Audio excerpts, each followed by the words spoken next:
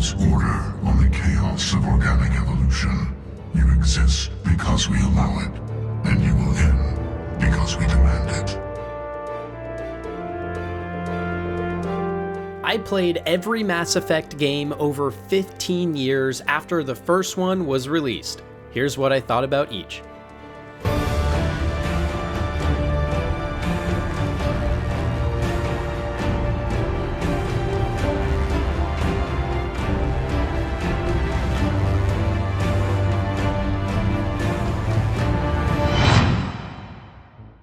I want to start off by saying thanks for all the support recently, guys. My recent videos have been doing amazingly, and it's awesome seeing all the love and support in the comments. I really appreciate it. You see, Mass Effect has always been one of my favorite series in gaming ever. I originally played Mass Effect 1 as a kid, and I was hooked ever since.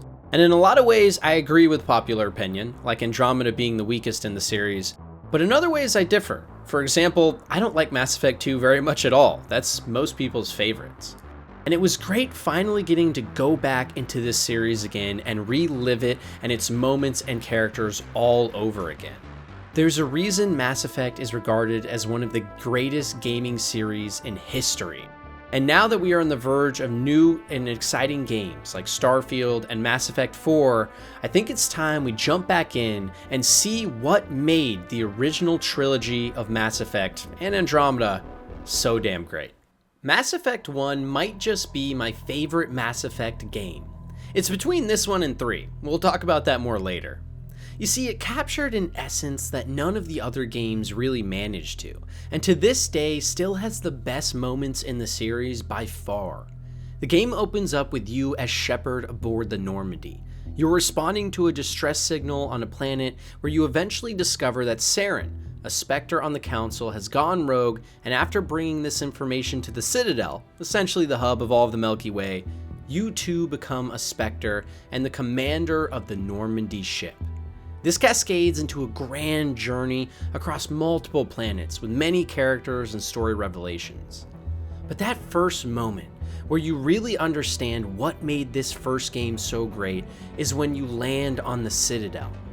You see, for a lot of people, their introduction into this series was Mass Effect 2, as the games became a lot more mainstream then. So few truly understand why this moment in Mass Effect 1 is so powerful.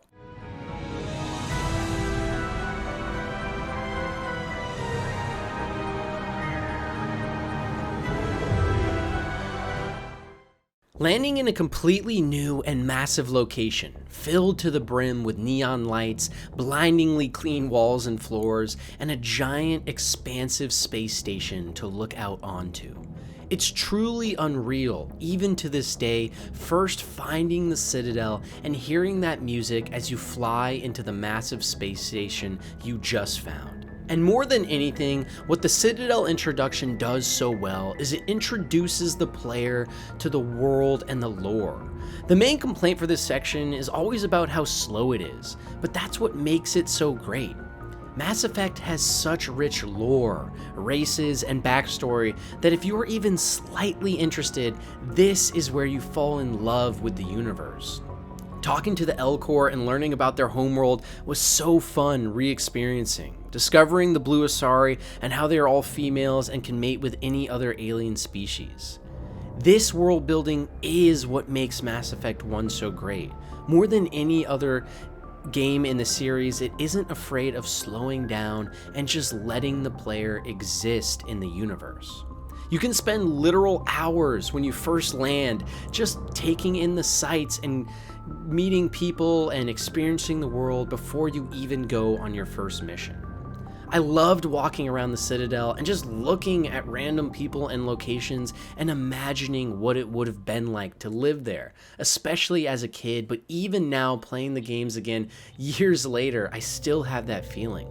Going to bars to grab a drink just to take all the immersion in. It's something I don't do often in games, but Mass Effect is such a well-realized world that I can't help but get that attached.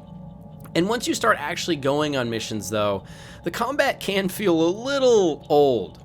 You see, even in the Legendary Edition, which has a completely overhauled combat model for the first game, it's still kind of a slog. But there's some highlights. Using biotics in Mass Effect 1, for example, is super overpowered and fun.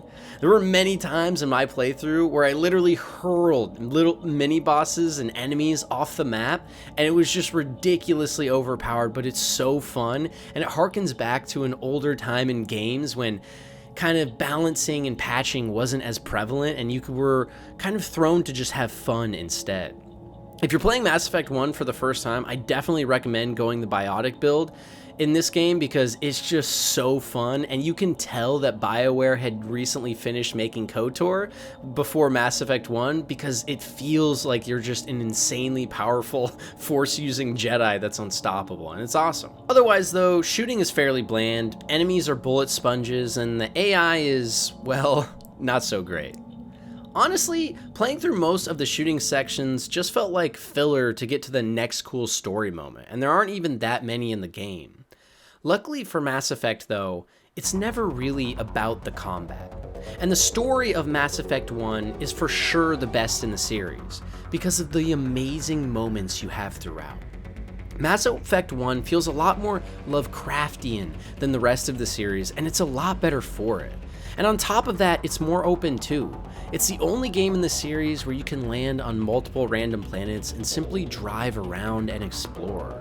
And yeah, these planets are pretty barren, and driving the Mako can be very wonky, even with the updated Legendary Edition controls, but it really does give off this sense that you are in a massive and expansive universe.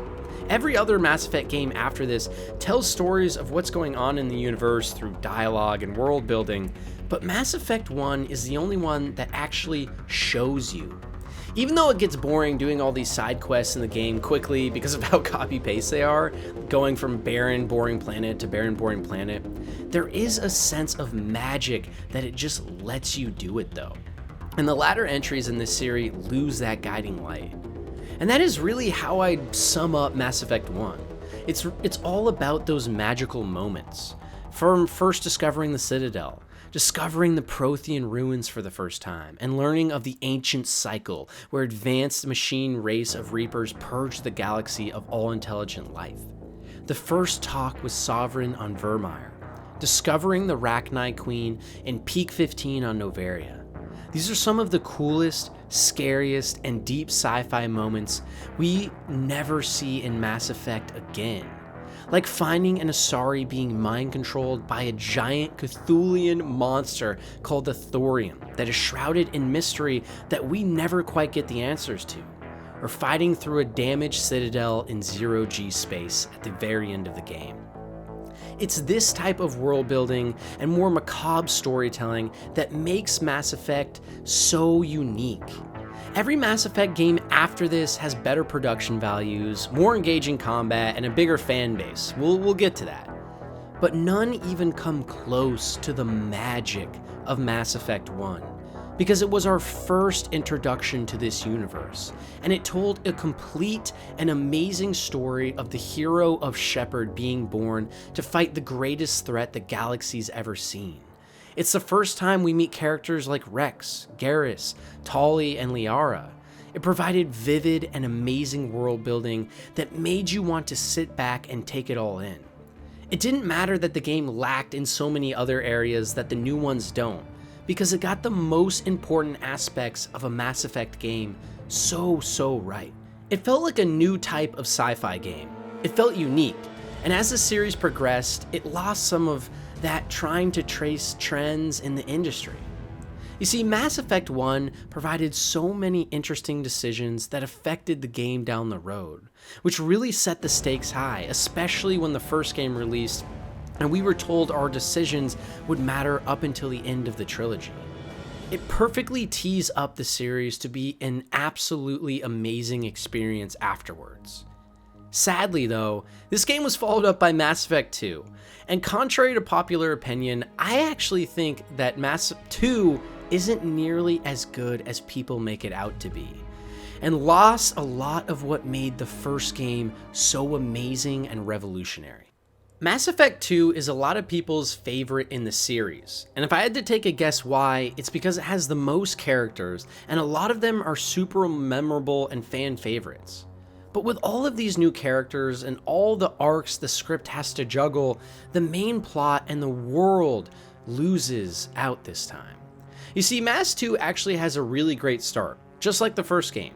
You immediately are thrust into a world where Shepard has died due to an attack from an unknown force. And you are brought back to life from an entity only briefly mentioned in the first game, called Cerberus, headed up by the Elusive Man, our boy Martin Sheen. There is a new threat from an alien race called the Collectors, who are kidnapping humans on the edge of police space, and Cerberus, a human-first initiative, wants to put a stop to it. So the plot revolves around you putting together a giant and badass team of hand-selected people from across the galaxy, all in one big gamut to attack the Collector base. It's super straightforward, but honestly a really good and cool plot, and structurally it works really well too. Each character has a mission where you find them, and then loyalty missions to get to know them better and figure out their backstory. There isn't really any problem with this on paper. The problem is it's way less interesting than Mass Effect 1. We'll get there briefly, but quickly let's touch on the combat a little bit. Because the combat in Mass Effect 2 is a lot better than the first, but it's also quite a bit worse than the third and Andromeda. More classes feel viable, and things like the Engineer finally have better perks, like a drone that follows you around and kills enemies. The guns feel more punchy, and the melee combat is really improved. It's a massive step up from the first game, and probably one of the biggest reasons Mass Effect 2 is the game that really made the series big. In general, the movement and combat are just more fun, full stop.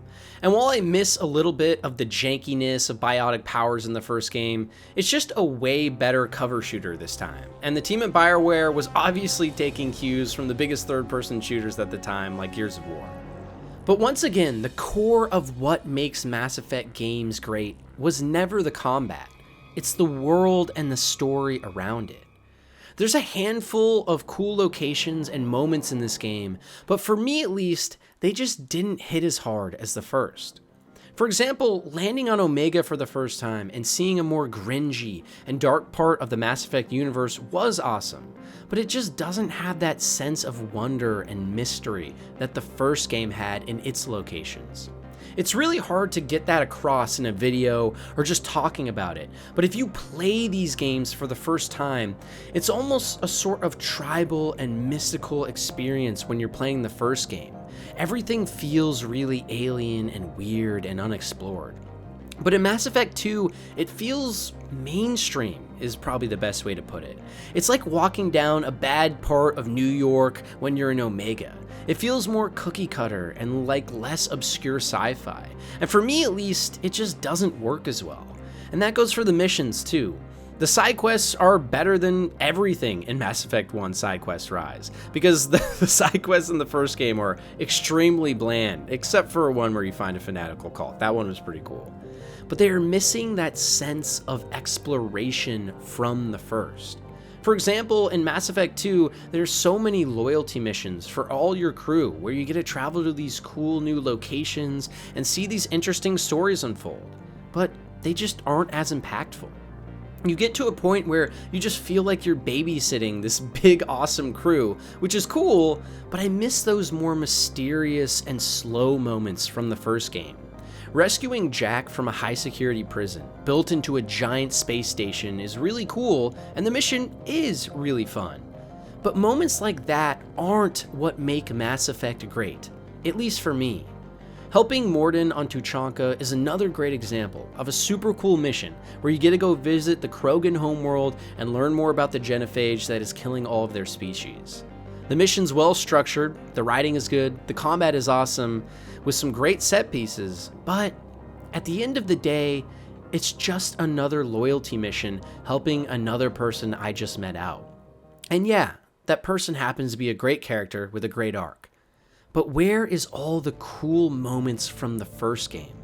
Where are all those crazy, mind-altering, and universe-bending revelations that turn the story on its head? That just doesn't happen in Mass Effect 2. Instead, it's one big character piece, where the main story and plot take a back seat for the first part. In a lot of ways, it feels like one big setup for the third game. And to be fair, it really does set up the third game very, very well with all the connections you establish. But this game, on its own, feels way more generic and just boring, where on a lot of missions, you're just learning about different characters and their backstories. Mass Effect 1 made me fall in love with the series, for none of those reasons.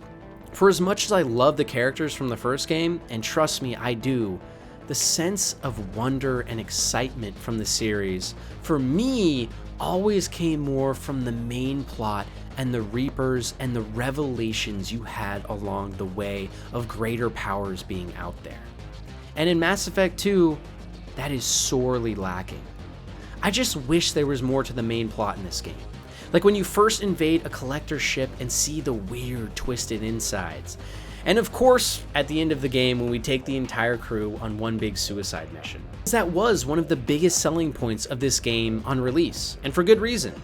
The idea that all of your decisions you made and relationships you formed with characters throughout your journey could result in them surviving or dying in the end was an awesome concept. But I think it's hurt by the fact that there are so many guides and tips and tricks online nowadays that it feels robbed in the end, since it's so easy to figure out how to get the exact ending you want anyways.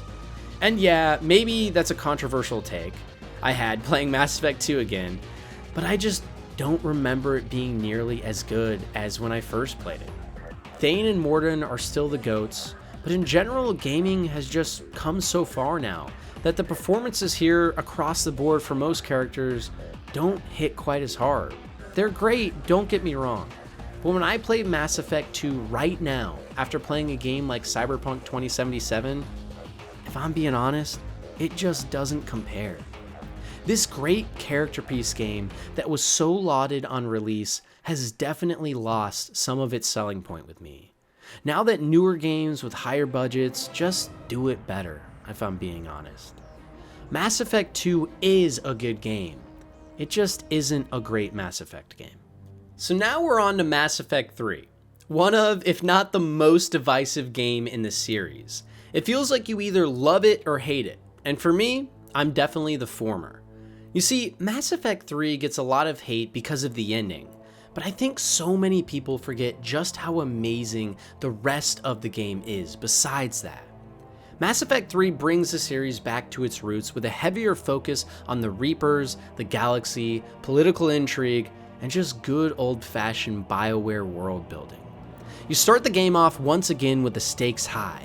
The Reapers have invaded Earth, and you are now mounting a full-on assault of the galaxy. Like in Mass 2, you must assemble a force to fight back, but this time with entire races and armies instead of individual people. And ironically, this setup just works way better for me. The stakes feel so much higher and rewarding. Being able to see your war asset score increase with every band of troops you find, and from all your past decisions like saving the Rachni Queen and having her fight on your side now with an army of bug aliens. This to me is what Mass Effect should be all about. Seeing your decisions have an effect on the world, solving big political problems like the war between the Quarians and the Geth, and most importantly, feeling that sense of bewilderment and just how cool of a story and world you are involved in. Traveling from planet to planet and seeing giant battles take place, using all the friends and enemies you have built over the series to your advantage. Mass 3 is such a great culmination of the series because it brings everything you know about the universe and its characters all into one satisfying crescendo. And the funniest thing is, it gets all the character stuff better than Mass Effect 2 as well. Mass Effect 3, just like the first game, is all about the moments. Like when Mordin sacrifices himself to cure the Genophage, concluding his character arc he built in the second game. Or seeing Liara grow into her abilities and become the Shadow Broker after being a scared, shy girl in the first. Mass Effect 1 and 2 are all about the build-up, and Mass Effect 3 masterfully fulfills on everything that has been being built up to, until the ending, but we'll get to that. And that's my biggest issue with Mass Effect 2, like we were talking about before. It feels like this giant setup of a game that makes the moments in Mass Effect 3 so great, and I appreciate it for that. But those moments and payoffs are in the third game, not the second, which is why I've always had trouble understanding why people enjoy the second game so much when I just see it as a lot of boring filler I have to play in between the first and third game.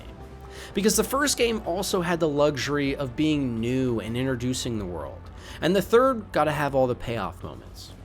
And playing Mass Effect 3 all over again over a decade later just showed me this even more. The combat is amazing in this game. It's much quicker, tighter, and the shots feel more heavy and impactful. Every class feels fun and viable now, and for the first time in the series, I can say I really enjoyed actually playing the combat in this game, even this many years later. The combos feel satisfying to pull off, and your squad mates feel way more useful in battle now. The set pieces are way cooler, and you can tell that this is the biggest budget they've had in any game in the series. So why is this game so frowned upon, I often ask myself. It has everything a Mass Effect fan could want. That amazing storytelling and world building, memorable moments with characters you care about, and decisions that actually matter. It's because the ending of Mass Effect 3 is horrible. Or rather, that's what most people say. You see, for me, I actually liked the ending of the Mass Effect trilogy. I know that's sacrilege to say, but hey, you've been watching this video for too long, you're stuck with me now, hear me out. Mass Effect isn't really about that final decision we have to make between red, blue, and green. It's about those moments we had along the way. It doesn't matter that everything we did just resulted in a stupid decision between 3 colors and 3 slightly different endings, because that was never the point. Mass Effect told the story of a never-ending battle between organics and synthetics. And at the end of your journey, you come to realize that none of it mattered in the end. With the Leviathan DLC, it was more clear than ever that the war between organics and synthetics is always doomed to continue. It's the same reason that the green ending is the correct one. I know Shepard lives in the red ending and it'll probably be used in Mass Effect 4, but the green ending is the best choice.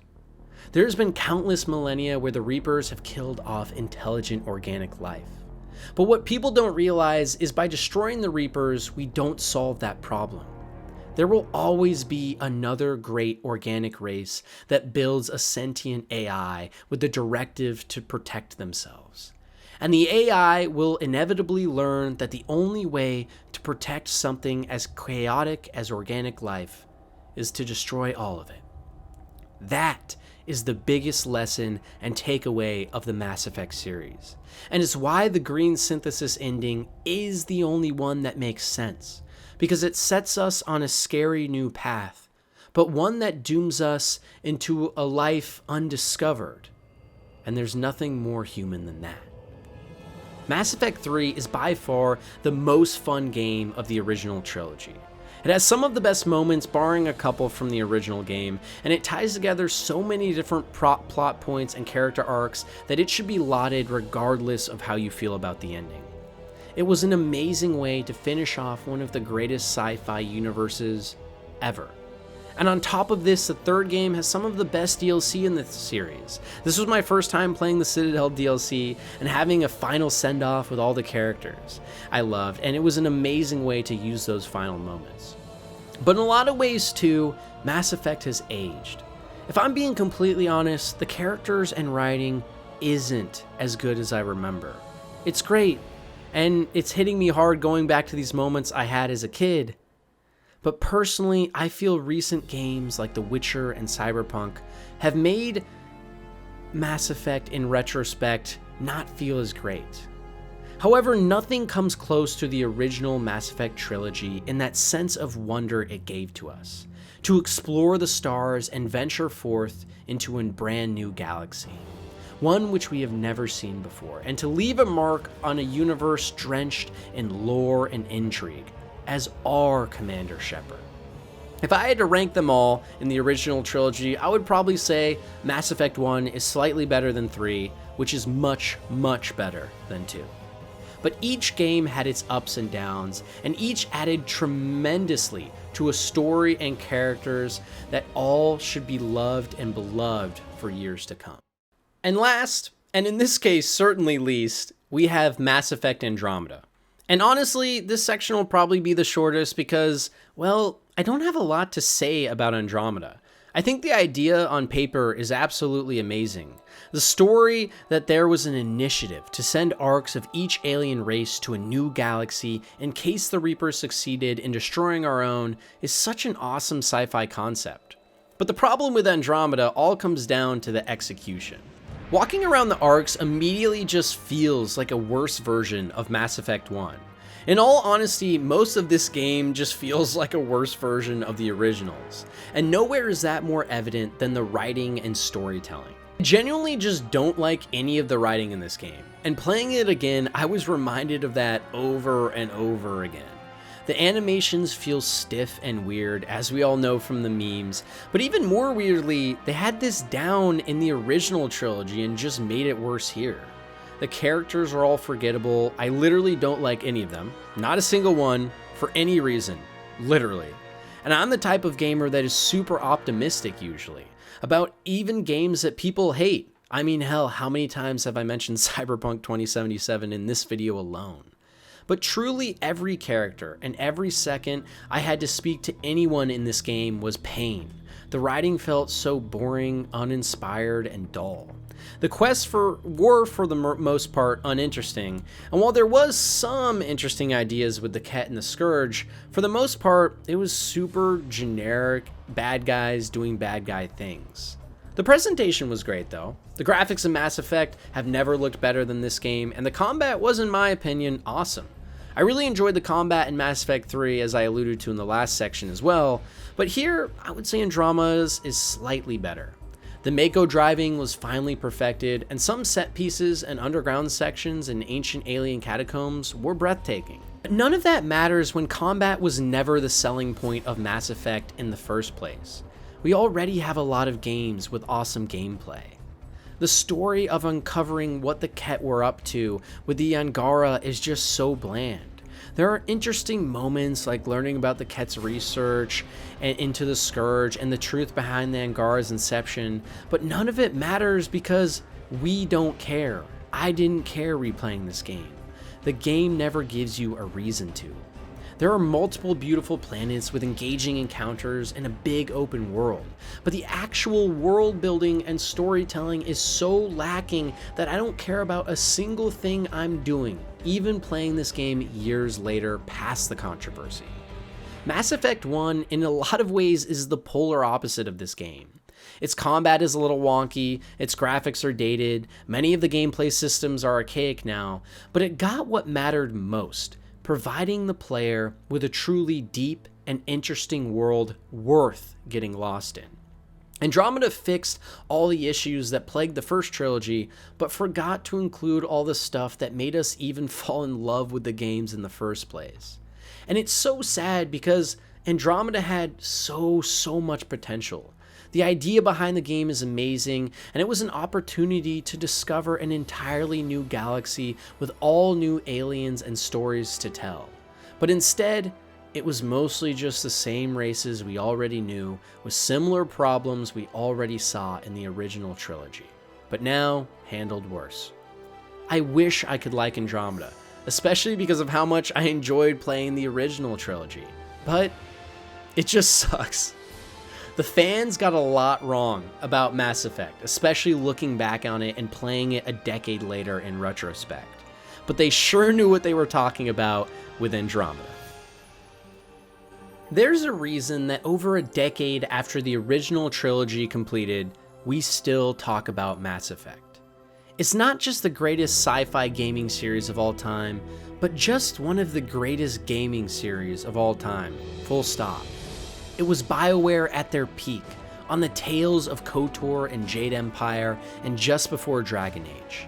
At the time, it provided something we had never seen before, and to this day, that's essentially still true. Mass Effect tells some of the most interesting sci-fi stories in cinematic history, and while every game is certainly not a masterpiece, coming with its own baggage, The universe that BioWare created was so complex, deep, and mesmerizing that it lives on to this day. But that doesn't mean the games don't have a lot of controversy too. I think to the ending of Mass Effect 3, or the horrible reception of Andromeda. The Mass Effect games have always been super ambitious projects. The dev cycles of the original trilogy were notorious for having bad work culture and insane crunch. These games were made with the blood, sweat, and tears of many developers who worked endlessly to create a project they had so much passion for. And not only that, but the fan base just got so many things wrong too. I truly to this day think that the ending of Mass Effect 3 is pretty good. I think the synthesis ending is the correct one, and I think Mass Effect 2 is the worst of the original trilogy, and it's not even close. I think more than anything though, Mass Effect shows just how great a well thought out sci-fi universe can be for gaming. It seems every studio has tried their hand at creating a big RPG in a fantasy setting, but many have been apprehensive to do so in a big space opera. And it makes sense. It's a more daunting task after all, to tackle the biggest questions in our universe, not just in some made up fantasy land. So it's so exciting to see just how many new big sci-fi games we have on the horizon, because for far too long, everyone was scared to make a new one. When this entire time, we have had the template right in front of us, Mass Effect. Mass Effect is one of the big reasons I am still so passionate about gaming to this day, even after I grew up. Because to this day, nothing quite sparks my imagination like Mass Effect did. The questions it asked, the characters we bonded with, and the universe we dived into, all left an effect on me, and I think for all of us. Mass Effect is, and will always be, one of the greatest game series of all time. And as always, thanks for watching.